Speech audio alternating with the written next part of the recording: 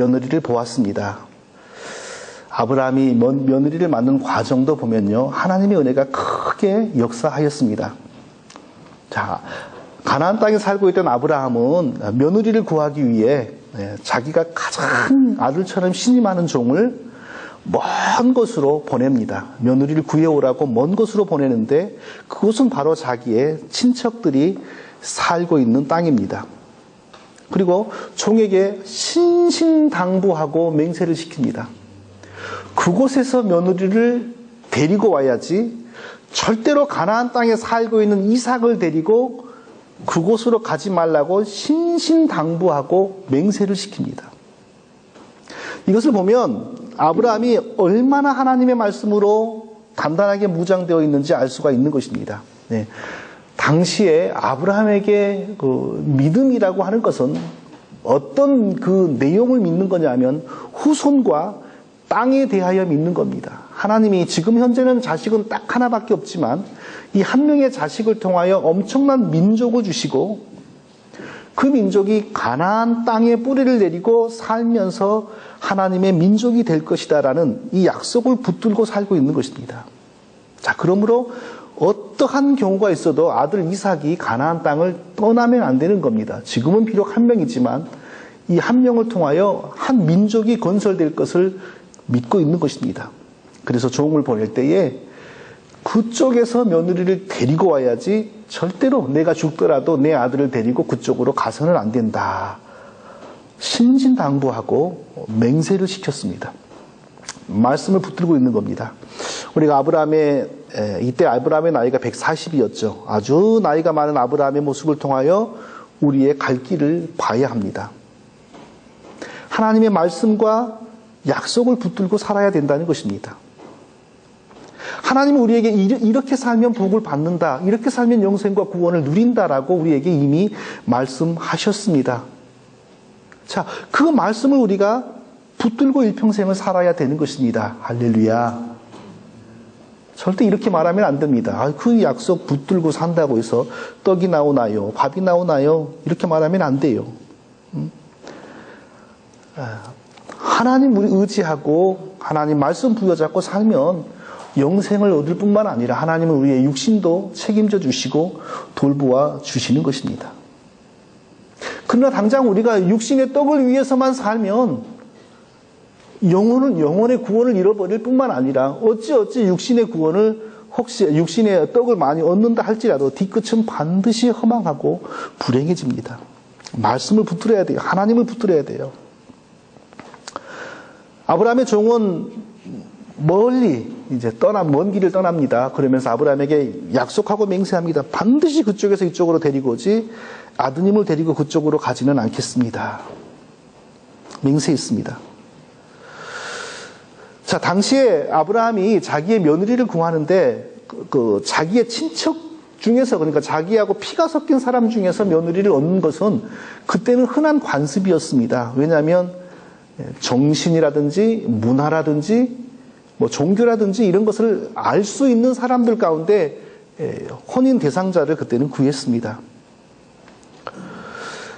아브라함이 갈대아 우르에서 살다가 하나님의 부르심을 받아 고향을 떠날 때에 딱 네 사람이 떠났죠. 아브라함의 아버지 데라와 그리고 아브라함, 아버지 데라는 세 명의 아들을 낳았는데 그 중에 한 아들인 아브라함, 그리고 부인인 사라, 그리고 조카인 롯, 이렇게 네 명이 떠났습니다. 근데 아브라함에게는 나홀이라고 하는 형님과 하란이라고 하는 동생이 있었어요. 남동생이 있었어요. 근데 이 두 사람은 하나님의 부르심을 받았다는 내용도 성경에 없고 당연히 떠났다는 내용도 없습니다. 자, 그런데 아브라함의 종이 아브라함이 보내는 바다 바로 먼 길을 떠나서 어찌 그 사람을 찾았어요. 그들을 자그마치 800km 정도를 걸어가서 사정을 얘기하니까 뭐라냐면은 가장 먼저 만난 사람이 바로 며느리 될 사람을 제일 먼저 만났고, 그 다음에 며느리 될 사람이 오빠들을 만나서 이렇게 설명하니까 첫 마디가 이는 여호와께서 하신 일이다, 이렇게 말을 해요. 이것을 보면 아브라함을 하나님이 부르셨을 때에 아마 그들도 하나님에 대한 어떤 신앙을 가지기 시작했던 것 같아요.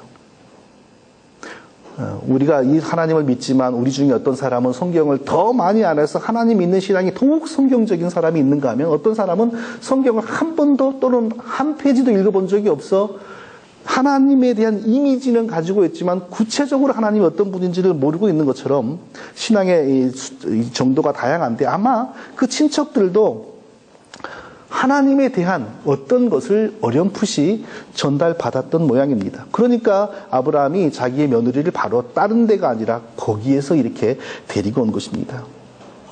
자, 며느리가 된 리브가의 족보를 보면요, 아브라함과 아주 가깝습니다. 아브라함의 남동생 중에 하란이라고 하는 동생이 있었죠. 근데 하란은 하나님의 부르심을 받지 않았습니다. 불렀는데도 안아줄 수도 있죠. 그런데 하란은 대신 아들을 딸려 보냈어요. 그 아들이 누구냐면 롯입니다. 그러니까 롯은 아브라함의 남동생의 아들입니다. 그리고 아브라함의 형님의 이름은 나홀인데 하나님이 부르셨는지 안 부르셨는지는 모릅니다. 그런데 남아서 살았습니다. 그런데 남아서 살다가 자식을 낳았는데 어떤 자식을 낳았어요? 부두엘이라고 하는 자식을 낳았어요. 근데 그 자식이 낳은 손주들 중에 리브가가 있는 겁니다. 그러니까 아브라함의 형님의 손주가 아브라함의 며느리가 된 그런 케이스입니다.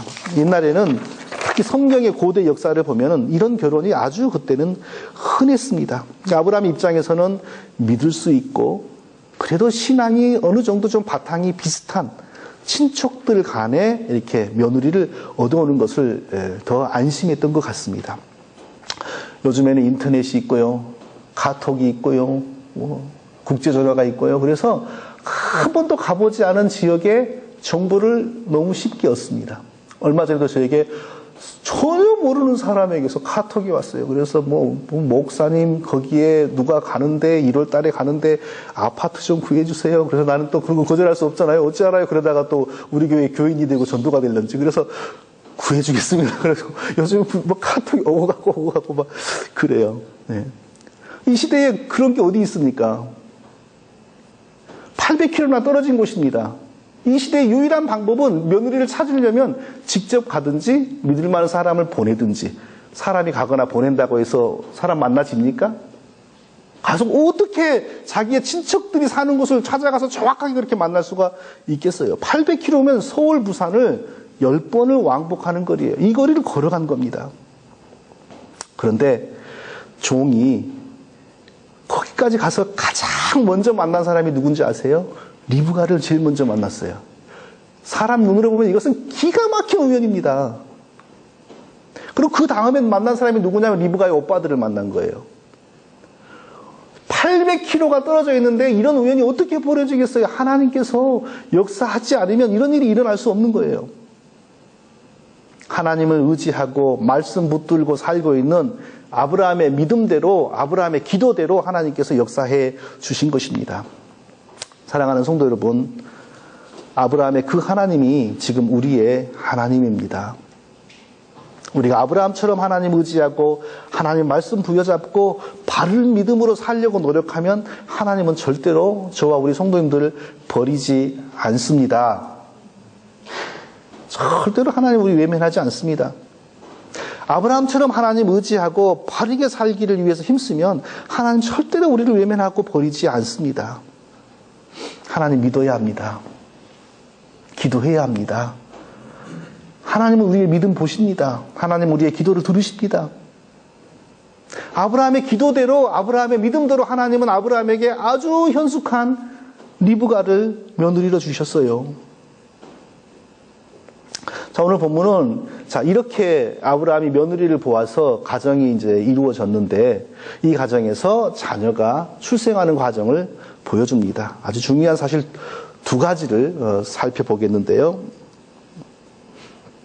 첫 번째로 우리가 살펴봐야 될 중요한 사실은 하나님께서는 사랑하는 자녀들이 기도할 수밖에 없고 그리고 항상 하나님의 은혜를 사모하며 기다리고 인내할 수밖에 없도록 만드신다는 것입니다.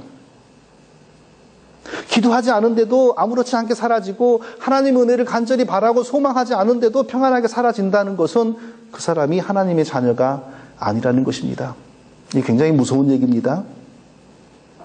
어떤 사람이 교회는 다니지만 한 번도 기도해보지 않고 기도할 필요성을 느끼지도 못하고 하나님의 은혜를 간절히 소망하지도 않고 하나님의 은혜를 간절히 기대하지도 않고 인내하지도 않은데도 거뜬하게 아무렇지도 않게 사라진다. 그 사람은 하나님의 자녀가 아니라는 것입니다. 이게 굉장히 무서운 얘기예요. 그러나 이건 진실입니다. 왜냐하면 하나님은 사랑하는 사람을 결코 그렇게 살게 하지 않습니다. 더 하나님과 친밀하게 만들기 위해서 기도할 수밖에 없는 상황을 허락하십니다. 하나님의 자녀가 하나님의 은혜와 상관없이 살도록 하나님이 두시지 않습니다. 하나님의 은혜를 간절히 사모하고 기다리고 소망하도록 하나님은 절대로 버려두지 않습니다. 하나님의 은혜를 소망할 수밖에 없는 삶을 살아가도록 하나님이 역사하십니다. 이게 진실입니다. 그러므로 그런 고생이나 그런 인내나 기도가 없어도 아무렇지도 않게 사라진다. 그 사람 버려진 사람이라는 겁니다. 굉장히 무서운 얘기입니다. 이 얘기가. 저는 저와 우리 모든 성도님들에게 하나님을 향한 기도가 끊어지지 않기를 예수님의 이름으로 축원드립니다. 왜 아멘 안 하세요? 저는 우리 성도님들에게서 하나님을 향한 기도가 하루도 끊어지지 않기를 예수님의 이름으로 축원드립니다. 혹시 끊어질 것 같으면 하나님이 기도할 수밖에 없는 상황을 날마다 주시기를 예수님의 이름으로 축원드립니다. 근데 제가 축원한다고 그렇게 되는 게 아니고요. 하나님이 정말 성도님들을 사랑하고 하나님이 정말 성도님들을 자녀로 택하시고 붙드셨다면 기도하지 않고 은혜를 사모하지 않고는 살 수 없는 상황으로 이끌어 가십니다. 그것이 하나님의 은혜이고 사랑입니다. 자, 그런 것이 없다면 당장 인생은 편합니다. 기도하지 않아도 밥 먹고 사는데 아무 지장이 없고 하나님의 은혜를 생각해 보지도 않아도 새끼 밥 먹고 인생 사는데 아무 지장이 없다. 편하지요. 굉장히 편하죠. 그러나 그 사람은 하나님의 자녀가 아니라는 것입니다. 결코 혹 구원을 받았다 할지라도 하나님이 존귀한 인생으로 복 주실 의향이 없다는 것입니다. 은혜로 구원받으면 그때부터는 반드시 하나님의 자녀다운 인생으로 변화되기를 시작합니다. 하나님이 반드시 그렇게 만들어 갑니다. 이미 훌륭한 사람이 되어서 구원해 주신 것이 아니고요. 하나님의 은혜로 먼저 구원해 주십니다. 그리고 그때부터는 하나님의 자녀로서 부족함이 없는 사람으로 만들어 가기를 그때부터 시작하는 거예요. 그러므로 기도가 나오지 않을 수가 없어요. 이전에는 제약된 사람, 이전에는 마음대로 사는 사람, 이전에는 내 뜻과 충동을 따라 사는 사람, 내 기분과 감정을 따라서 사는 사람이었는데 일단 은혜로 구원해 주시고 나서 그때부터는 하나님의 자녀다운 사람으로 진짜 만들어가기를 시작합니다. 그리고 그때부터는 하나님의 사람으로 진짜 고쳐가는 훈련이 시작이 되는 것입니다. 우리에게 예수 그리스도의 영이 임하여서 구원받습니다. 예수 그리스도의 영이 임하였다는 것은 하나님의 진짜 맏아들이신 예수님의 영을 받음으로 우리가 하나님의 양자가 되었다는 거예요.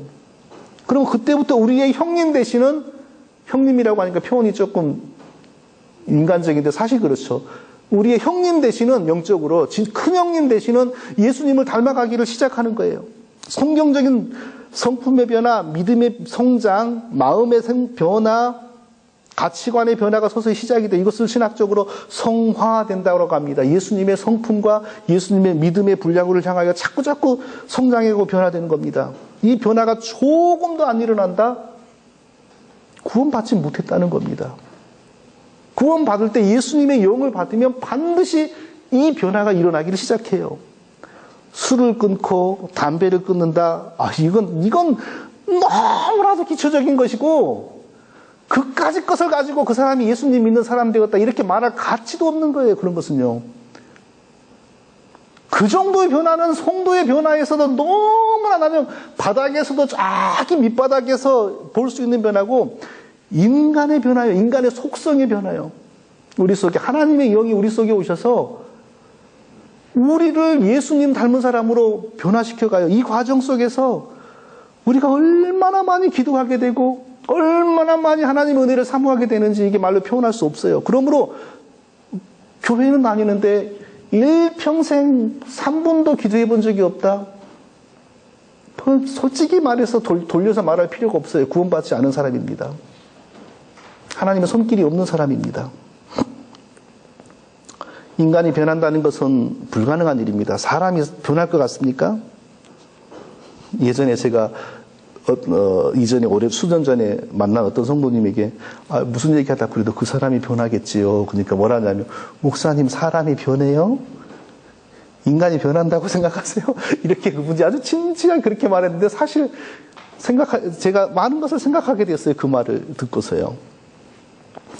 옛날 우리 어른들이 3살 버릇 80까지 간다고 했습니다. 그 뜻이 뭐죠? 3살 버릇이 80까지 간다는 말은 인간은 변하지 않는다는 뜻입니다. 우리 조상들이 그 말을 할 때에 우리 조상들의 평균 연령이 얼마였는지 아세요? 50도 안 넘었어요.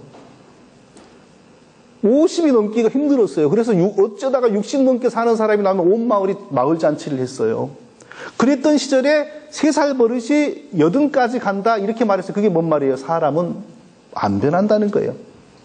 제 버릇, 제 습관, 제 고집, 제 죄 버리지 못하고 고치지 못하고 그대로 살다가 죽는다는 것입니다. 제가 한국에서 고민했던 제 자신의 성격의 문제, 미국에 와가지고 지금 한 15년 살았나요? 16년 살았나? 정확히 몇 년 살았는지 모르겠는데 돌아보니까요, 하나도 변하지 않았어요. 사람 안 변합니다. 한국에서 제가 어떤 문제를 만났을 때 어떻게 반응했는가, 그 스타일이 지금도 똑같아요. 사람 안 변합니다. 나이가 들어서 조금 나이 때문에 달라진 건 있어요. 그러나 본질적으로 변한 거 없습니다. 그런데 우리를 구원하신 하나님은 우리를 고치십니다. 구원받고 나서 모든 구원받은 그리스도인들은 하나님의 학교에 자동적으로 입학이 됩니다. 그 학교에서 하는 일은 뭐냐? 우리의 큰 형님 되시는 예수 그리스도의 믿음과 예수 그리스도의 성품을 닮아가는 학교입니다. 구원받은 성도 치고 이 학교에 들어가지 않은 성도 아무도 없습니다. 세상의 학교에 학생들이 입학하면요, 반드시 변화가 일어납니다. 왜냐하면 가서 앉아서 아무것도 안 배우는 것 같아도 계속해서 귀로 뭔가가 들어오거든요. 그러니까 계속해서 들으면서 그것이 자기의 성품과 삶에 영향을 미쳐요. 그래서 달라져요. 차이는 더 잘 배우고 빨리 따라가는 학생이 있는가 하면 더 늦게 배우고 더 늦게 따라가는 학생이 있다는 것 뿐입니다. 모든 구원받은 사람은 하나님의 학교의 학생들입니다. 근데 여기는 딱 정해진 교과서가 없습니다. 왜냐하면 모든 사람을 향한 하나님의 용도와 목적이 각각 다르기 때문에 동일한 방식으로 훈련시키지 않습니다. 목사를 만들려고 하는 하나님의 계획이 있으면요, 거기에 맞는 별도의 훈련 방법이 있고요. 목사 중에서도 이런 목사, 저런 목사, 저런 목사, 저런 목사 다양합니다. 하나님이 쓰시는 종류가. 이런 목사를 만들기 위해서 하나님이 쓰시는 방법이 또 다르고요. 저런 목사를 만들기 위해서 하나님이 훈련하는 방법이 또 다릅니다. 이런 성도, 저런 성도를 하나님이 계획하는 그 방법에 따라서 하나님의 훈련의 방법이 다 다른데 반드시 공통적으로 나타나는 게 뭐냐면요, 기도입니다. 하나님의 학교에 입학한 사람에게서 기도가 시작되지 않는다는 것은 거짓말이요, 비진리입니다. 반드시 기도하게 되어 있습니다. 그리고 하나님의 은혜를 간절히 사모하고 인내하게 되어 있습니다. 하나님께 기도하고 하나님의 은혜를 사모하고 하나님이 응답해 주시고 은혜 주실 때를 기다리고 인내하고 산다.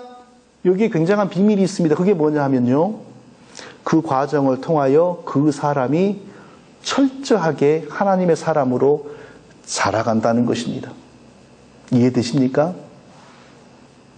하나님을 향하여 기도하고 하나님이 응답해 주시고 하나님이 도움을 베풀어 주시기를 소망하면서 하루도 거르지 않고 기도하면서 하나님을 사모하고 이렇게 살아가는 과정 속에서 그 사람이 하나님과 인격적으로 아주 친한 사람이 되고요, 하나님의 뜻을 발견하는 사람이 되고 하나님께 순종하는 사람이 되고 하나님의 뜻을 행하는 사람이 돼요. 하나님의 사람이 바로 그렇게 탄생하는 것입니다.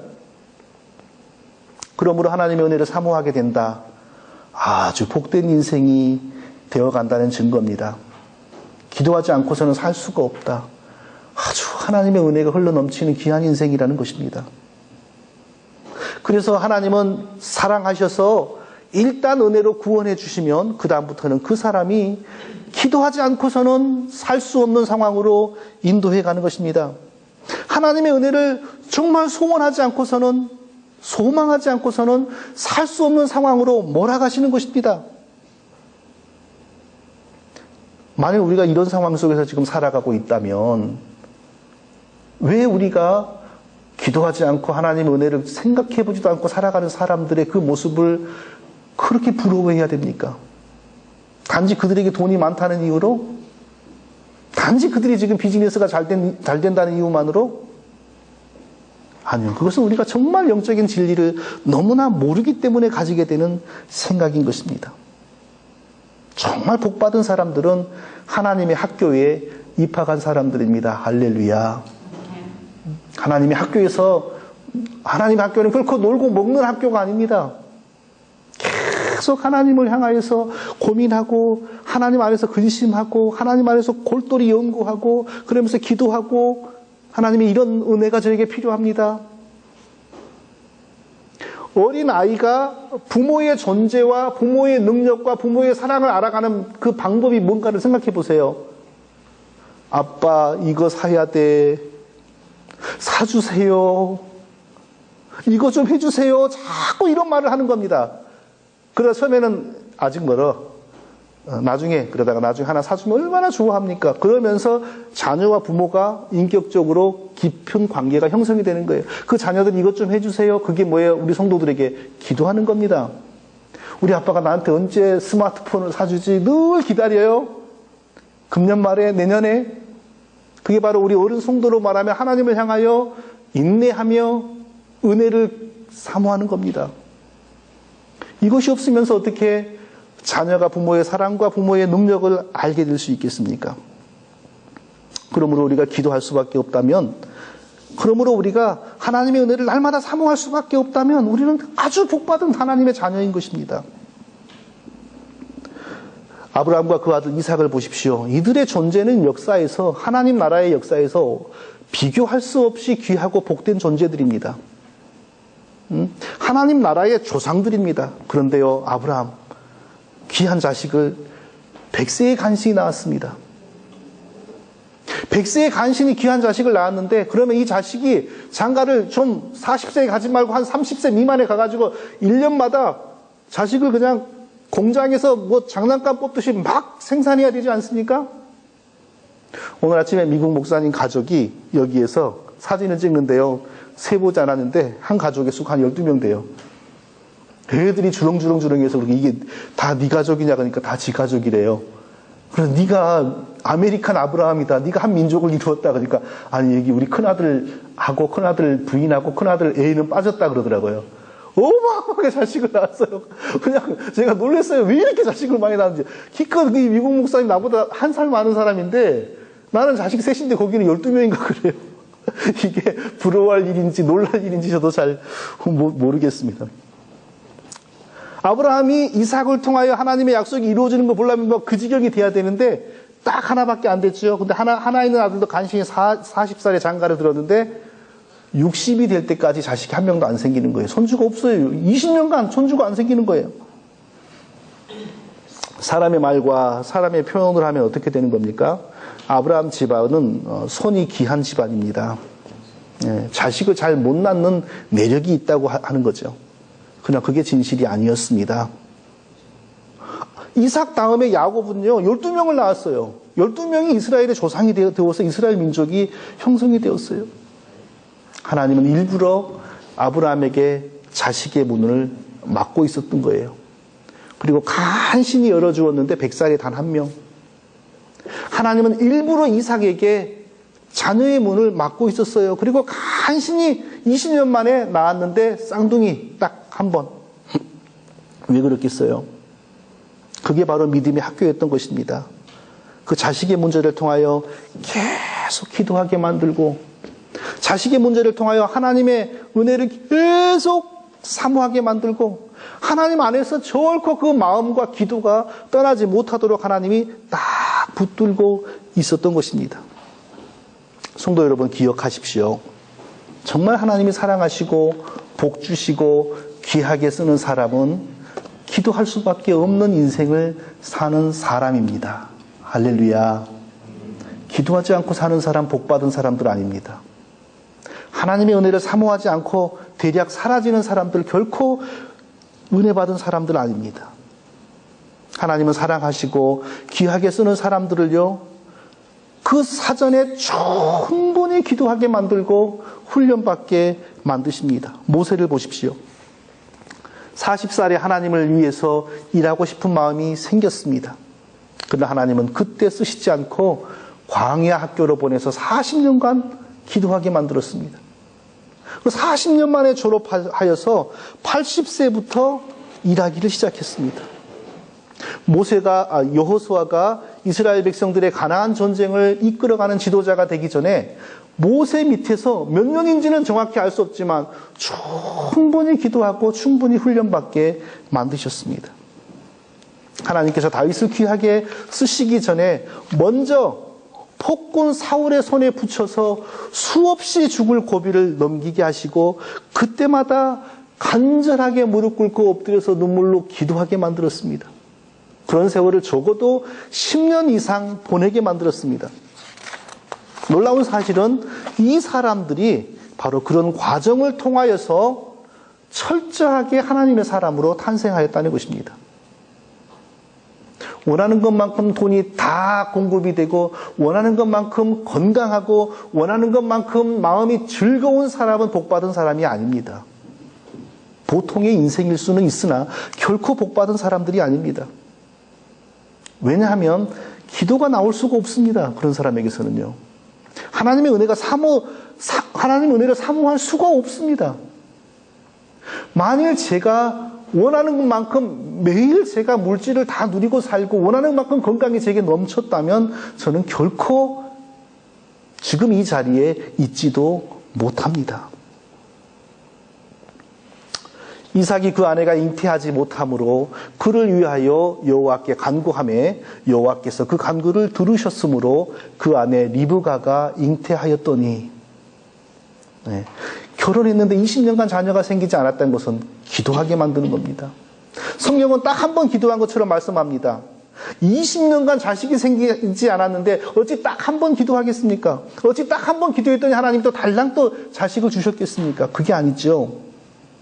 이 자녀의 문제, 이게 바로 이삭을 하나님의 훈련 학교에서 떠나지 못하게 만들었던 하나님의 방법이었던 것입니다. 20년간 이삭만 기도했겠습니까? 아브라함도 기도했죠.